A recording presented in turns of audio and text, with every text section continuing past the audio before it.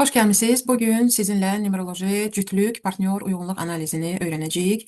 Bu webinarda biz iki ruh niyə qarşılaşıb, ilk qarşılaşdıqları anda hansı enerjilər, hissləri keçirdiblər, münasibətlərinin növbəti aylarında hansı enerjilər ortaya çıxıb, aralarındakı problem nədir, ayrılma səbəbi nə ola bilər, ikisinin, iki ruhun, iki insanın birlikdə missiyası nədir və bu münasibətin kökü nədir? Bunları, bu 5 mövzunu bir yerdə öyrənəcəyik. Bunlara keçmədən öncə istəyirəm sizinlə bir şeyi paylaşam. Əsas burada bizim bilməli olduğumuz şey insan həyatına girən heç bir istər kişi, istər qadın, qarşı cinsdən olan heç kəsin təsadüf olmayanıdır. Bizim qarşımıza çıxan partnyorumuz, yoldaşımız bizim ya karmik bağımız olur. Onu başa salacağım sizə nə deməkdir və yaxud da ruh eşimiz olur. Karmik bağ nə deməkdir? Bu bizim uşaqlıqdan hansısa travmalarımızın nəticəsində qarşımıza çıxan bir partnyordur ki, bizə dərsləri öyrədir. Bəzən bir insana baxırsan, sanki o insana baxdığın zaman bir səs-küy susur və dünya anlıq sanki arxa plana çəkilir və o insanınla sənin aranda bir bağ yaranır. Fərqi yoxdur. İnsanlar görürsən, onun ruhun sanki sən həmin insanı tanıyır. Yəni sanki ta qədimdən bu insanı tanıyırsan. Belə bir his yəqin həyatınızda sizdə olub. İstər qadında, istər kişi olsun, hətta ev heyvanlarında da bəzən bu ola bilir. Təsəvvüf əhli İslamda buna ələs bəzmi deyirlər, xatırlayışı deyirlər. Yəni Quranda Araf surəsində keçən Qavlu Bəla hadisəsini yəqin ki bilirsiniz. Ruhların toplanıb Allahın onun mən sizin Rəbbiniz deyiləmmi, şahid olun dediyi anda ruhların bəli dediyi o məclisdə, o yerdə məhz ola bilsin ki, o ruhlarla yan-yana dayanmışdınız. Bəlkə orada ona görə də bir-birinizi gördükdə o işıqdan, o nurdan bir-birinizi tanıyırsınız. Bunun izahatıdır. Yəni ruhlar bir-birini tanımış ola bilirlər. Bu güclü bir tanıma hissi olur. Amma bu o demək deyil ki, bu tanıdığınız insan mütləq sizin ruh eşinizdir və sizə huzur gətirəcək. Bəzən o tanıdığınız insan sizə huzuru gətirmir, sadəcə bir müəllim olmağa gəlir. O hansısa bir yarımçıq hekayəni daşıyır, sizin uşaqlığınızda yaşadığınız hansısa bir travmaları, oradakı yaralara sizə göstərmək üçün həyatınıza gəlir. İndi sizə o gördüyünüz, tanıdığınız ruhunuza, özünüzə uyğun gələn insan, aşiq olduğunuz insan, ailə qurduğunuz insan, ürəyinizin tez-tez döyündüyü o insanların iki tip olan o insanların fərqini izah edəcəm. Birinci, ruh eşi ilə karmik bağın fərqi nədir? Ruh eşidən gəlin danışın. Ruh eşi sizin enerji frekansınıza ən yaxın enerjidir. Bunu numerolojik olaraq necə tanımaq olar? Bunların hər birini növbəti dərsdə başa salacağım. Onun yanında, bu ruh eşi olan insanın yanında siz sanki özünüzü evdə hiss edirsiniz.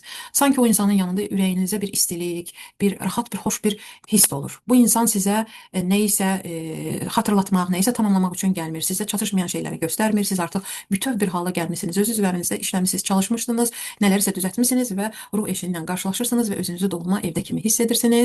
Onların yanında, ruh eşlərinin yanında siz özünüzü daha huzurlu hiss edirsiniz, özünüzü güvən içində hiss edirsiniz. Məhz buna Carl Jung psixologiyada sinkronizasiya deyilirdi, sinkronluq anlayışı. Yəni onun frekansı ilə sizin frekansınız sanki bir-biri ilə rezone edir. Necə ki, maşında oturursunuz, radionu qoşursunuz ki, hansısa bir dalğaya, bəzilərinə qoyursunuz ki, yox, mən buna qulaq asmaq istəyirəm, bu mənim dalğam deyil. Bəzi frekanslarda, bəzi tezliklərdə görürsünüz ki, hə, bu mahnı, bu danışıq mənim xoşuma gəlir və dinləyirsiniz. Eləcə də ruh eşi sizin oradakı o megahertzlərinizə uyğun gələn, tezliklərinizə uyğun gələn insandır. Bu insanla bir yerdə narahat olmursunuz, hətta bir sükut içində olduğunuz zaman belə söz olmadan belə bir-birinizi tanıyırsınız. Məsələn, bir ruh eşi fərqi yoxdur kişi, qadın, rəfiqəniz belə ola bilər. Ruh eşi rəfiqənizlə belə oturub sustuğunuzda belə ruhlarınız söhbət edə bilər. Və yaxud da ruh eşinizlə bir qadınla və yaxud da kişi ilə fərqli-fərqli dillərdə danışmış olsanız belə, məsələn, biri rus dilidir, siz Azərbaycan dilində danışırsınız, bir-birinizi tanımırsınız belə, Azərbaycanca müraciət etdiyinizdə belə o sizi anlaya bilər. Qarşılıqlı sizi bir sanki ruhların ünsiyyəti gedə bilər. Ruh eşi ilə evlənmə əlbəttə ki, ən idealıdır. İdeal, yəni teoriyada, nəzəriyyədə götürsək, ruh eşi ilə insan ailə qurduqda çox xoşbəxt olur. Yəni həyat sanki huzur, xoşbəxtlik, sevinc içində olur. Və ruh eşini biz tapdığımızda bunun bəzi işarələri var. Yəni sanki həyat bizə kiçik işarələr göndərir. Ya eyni anda bir-birinizi düşünürsünüz, ya eyni anda mesaj göndərirsiniz, zəng eləyirsiniz, ya eyni düşüncələr gəlir ağlınıza. Yəni bəzi qəribə uyğunluqlar baş verir ikinizin arasında və yaxud da hansı dəyərləriniz eyni olur. Məsəl üçün ikiniz də dininiz, dünya görüşünüz, hansısa bir hadisəyə baxışınız, hər şeyiniz eyni olur. Ona görə də yaşamaq rahat olur. Bir insanın minlərlə ruh eşi ola bilər. Ona görə də məhz bu mənim bu insan ruh eşim idi, o getdi, mən necə edəcəm demək lazım deyil. Başqa ruh eşləri qarşınıza çıxa bilər və ruh eşi çağırma meditasiyalarında və yaxud da hansısa seanslarda da önəmli olan faktor mənə ən uyğun gələn, mənim ən çox mənimlə uyğunluğu olan ruh eşini istəmək lazımdır. Çünki bəzi ruh eşləri vardır ki, frekans olaraq bir-birinizə uyğun gəlməyə bilərsiniz. Onlar da çox önəmlidir. Yəni ruh eşi kimdir? Ruh eşi o insandır ki, onun yanında sən huzurlu olursan, xoşbəxt olursan, eyni yola baxırsınız, eyni hissləri yaşayırsınız və rahat olur. Aranızda konflikt olmur. Əlbəttə ki, konfliktlər çıxa bilər, amma onu da rahat oturub danışıb çözə bilirsiniz. Bu ruh eşi. İndi gələk 99% insanın yaşadığı karmik bağdan danışın biraz. Karmik bağ tamam başqa bir hekayədir. Burada sanki keçmişdən danışan bir enerji var, tamamlanmamış bir dərs var, ödənməmiş bir his var. Bu münasibətdə biz çox güclü hisslərlə başlayırıq. İlk vaxtlarda insan həddindən artıq yüksək frekanslara girir, o aşiq olma dediyiniz his. Aşiq olma dediyiniz his, ağlını itirmək, bir hipnotik trans kimi bir vəziyyətə düşür insan. Bədəndə bəzi biokimyəvi hadisələr baş verir. Adrenalin, dopamin, endorfin, bütün hormonlar yüksəlir. İnsan aşiq olur. Bunu hər kəs əlbəttə ki, yaşamır. Məhz karmik partnyoruyla qarşılaşan insan yaşayır. İlk zamanlar məhz bu hormon kokteylinin içində olur, özünü idarə edə bilmir, özü də bilmir nəyə görə bu insana aşiq olub. Kənardakı insanlar ola bilsin, ona bəzi iradlar tutur, deyir ki, bu insan sənə oxşamır, sənə yaraşmır, nəyə oxşayır, bunu nəyə görə seçmisən bu insanı? İnsan buna bir anlam verə bilmir. Onu sadəcə bir dərs keçməlidir bu insanla. Ona görə də aralarında çox güclü bir cazibə var.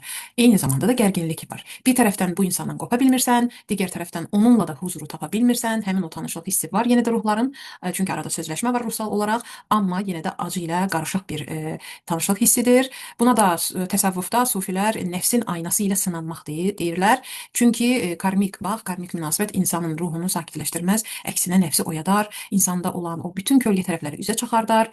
Yəni ki, sizdə əgər ayna bir növ isə ayna olurlar, güzgü olurlar. Əgər sizdə məsəl üçün bastırdığınız özünüzdə egoizm varsa onu ortaya çıxarar, qısqanclıq varsa ortaya çıxarar, tərk edilmə hissi, qorxu, asılılıq, bütün orada işləməli olduğunuz mövzuların hər birini karmik partnyor sizdə göstərər, müəllimlik edər. Yəni bu insanlar, karmik partnyorlar sizin həyatınızda bir müəllim olurlar. Əgər siz karmik partnyorunuzu qəbul etməsəniz, onunla keçməli olduğunuz dərsi keçməsəniz, təəssüflər olsun ki, ondan ayrılsanız belə, qaçsanız belə, dərsinizi anlamasanız belə, bu dərs sizə başqa bir şəkildə həyatınıza mütləq girəcəkdir. Yəni ki, siz bu dərsi keçib böyüməlisiniz. Bəzən rədd edilməklə, bəzən tərk edilməklə, bəzən səssiz uzaqlaşmayla, amma dərsinizi anlamalısınız ki, bir daha qarşınıza belə bir insan çıxmasın və yaxud da həmin insanla olan münasibətiniz növbəti mərhələyə, huzur mərhələsinə keçə bilsin. Bəzi karmik partnyorlar həyatımızda qalmırlar. Gəlirlər, dərsə öyrədirlər, müəllimlik edirlər, çox gedirlər. Bəziləri isə bizimlə qalırlar. Bizim, yəni ömrümüzün sonuna qədər. Bu da o demək deyil ki, ömrümüzün sonuna qədər biz əzab çəkməliyik. Xeyr. Biz dərsimizi öyrəndiyimiz zaman onsuz da imtahan bitir orada. Dərsinizi anladınız, başa düşdünüz ki, bu insan, məsəl üçün, misal çəkirəm, bir xanımdır. Atası 5 yaş olanda onları tərk edib gedib Rusiyaya qayıtmayıb və o xanım da bir özündən 30 yaş böyük bir kişiyə aşiq olur, onunla karmik bir münasibət yaşayır və bir müddət gəlir çıxır, xanım artıq depressiyaya girir, çünki ruh keçməli olduğu dərsi keçməyib, ruh da əgər öz yolunda getmirsə insana depressiya verir və o anda artıq görür ki, bu insanla alınmır, onunla qala da bilmir, onu atanda, onu buraxanda belə əzab, əziyyət çəkir ki, çünki onun şüuraltı olaraq o insan ona ata kimi kodlanıb, ona çətin gəlir. Və o dərsləri öyrəndikdən sonra, atası ilə keçməli olduğu həmin o dərsi anladıqdan sonra, uşaqlığına qayıtdığında və həmin o karmik düyünləri çözüb atanı bağışlayıb olduğu kimi qəbul etdikdən sonra bu onun üçün, bu münasibət onun üçün dəyişir və o həmin o depressiv vəziyyətdən də çıxa bilir. Elə bu bir misal. Digər misal, məsəl üçün bir xanımdır, bir dəfə evli olub, qarşısına karmik partnyor çıxıb, bütün demək olar 5 il evlilik həyatını sərf edib ki, bu insandan qurtulsun. Nəhayət qurtuldu. Ondan sonra qarşısına başqa bir partnyor çıxır, onunla evlənir, ondan da bir övladı olur. Amma baxır ki, bu da eyni insandır. Eyni onun kimi insandır. Burada qarşısında iki seçim var. Ya bundan da qaçacaq ki, qarşısına elə bir övladı ilə, övladı həmin dərsləri ona verəcək və yaxud da işə gedəcək, işdə həmin insan qarşısına çıxacaq yolda. Fərqi yoxdur. Yəni ki, bəzi sınaqlar, imtahanlar var ki, qaça bilmirsən. Onlarla mütləq üzləşməlisən, o imtahandan keçməlisən ki, növbəti səviyyə çıxa biləsən. Yoxsa eyni yerdə təkrarlanan o sincab kimi həmin o təkərin içində fırlanmağa başlayırsan. Və müraciət edir, onunla məşğul oluruq, uşaqlıq travmalarını işləyirik, onun o karmik partnyorların göstərdiyi, öyrətdikləri dərsləri ona göstərdikdən sonra münasibətləri gözəl bir səviyyəyə çıxır. Artıq orada o dava, dalaş, söhbət olmur, huzur yaranır. Yəni bu hər iki ssenarini seçməyiniz sizin özünüzdən asılıdır. Gəlin mən sizlə bir şey paylaşım. Bununla bağlı əslində PDF hazırlamışam, onu sizə göndərəcəm. Yəni demək istədiyim odur ki, siz özünüz seçə bilərsiniz ki, bu insanla münasibətinizi hansı səviyyəyə çatdıracaqsınız. Ola bilər ki, bu insan sizə dərsini verdi, getdi. Ola da bilər ki, bu insanla dərsiniz hələ bitməyib. Yəni bu sizin özünüzdən asılıdır. Bu PDF-ləri göndərəcəm, onu özünüz bir oxuya bilərsiniz. Ümid edirəm ki, bu sizə açıq oldu. Burada hər şey var. Yəni ruh eşinin əsas əlamətləri nələrdir? Karmik partnyorun əsas əlamətləri nələrdir? Əsas sizə mənim demək istədiyim ən qısa bir şey, karmik partnyoru tanımaq üçün birinci bildiyiniz şey, kim ki subaydır, hələ ailə quracaqsa, bu insanı gördüyünüz zaman ürəyiniz tez-tez döyünürsə, bu demək deyil ki, mənim qarnımda kələbəklər var, kəpənəklər var, nə bilim mən aşıq olmuşam, necə gözəl hissdir deyil. Təəssüflər olsun, bu insanın orqanizminin kortizol hormonunu çoxaltması deməkdir. Bu deməkdir ki, təhlükə var. Təhlükədən qaç. Nəyə görə təhlükə var? Çünki bu təhlükəni siz onsuz da uşaqlıqda yaşamısınız. Keçmişdə nə zamansa yaşamısınız. Ona görə orqanizm bir növü sizə siqnal verir. Alarm siqnalı ki, uzaqdır bu insanın. Yəni bir insana baxdığınız zaman, gözlərinin içinə baxdığınız zaman onun sizin ruhunuzla tanış olub olmadığını anlaya bilərsiniz. Bəzən bir gözün içinə baxırsa, amma gözün dərinliklərinə dalıb gedirsən. Bu insan sənin müəllimin, ruh eşin ola bilər.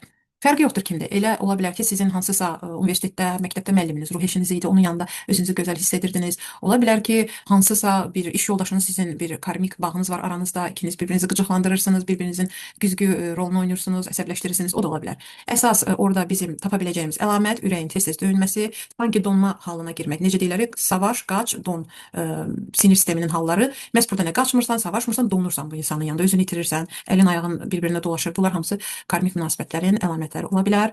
Bunların hər birini bu enerjisel olaraq da izah etmək olar, psixoloji olaraq da izah etmək olar. Psixologiyada buna travma bonding deyilir. Yəni ki, uşaqlıqda hansısa bizim yaralarımız olur və o insanları gördüyümüz zaman həmin o yaralar aktivləşir və o bitməmiş həmin o hekayəni sanki çalışacaq ki, bu insanda biz bitirək. Əlbəttə ki, bu da sağlam deyil. Həddindən artıq çox insanda enerji gedir ki, hansısa yarımçıq qalmış uşaqlıqdakı bir ana modelini hansısa bir kişiyə geyindirib, o kişini mən dəyişəcəm, artıq məni anam sevməmişdi, amma bu kişi məni sevəcək. Düşün, bu nə qədər absurddur, nə qədər insanın enerjisini çəkir özünə. Halbuki insan şuurlu şəkildə, məntiqlə başa düşür ki, bu heç bir işə yaramayan şeydir, amma şuursuz şəkildə bunları etməyə davam edir. Bunların hər birini sizlə paylaşacağım və indi keçəcək numerologiyaya. Numerologiyada ruh eşini necə tanıya bilərsən və karmik münasibəti necə tanıya bilərsən? Bunların hər birinin özünün işarələri var. Bunları sizlə bölüşəcəm. Keçək növbəti slayda.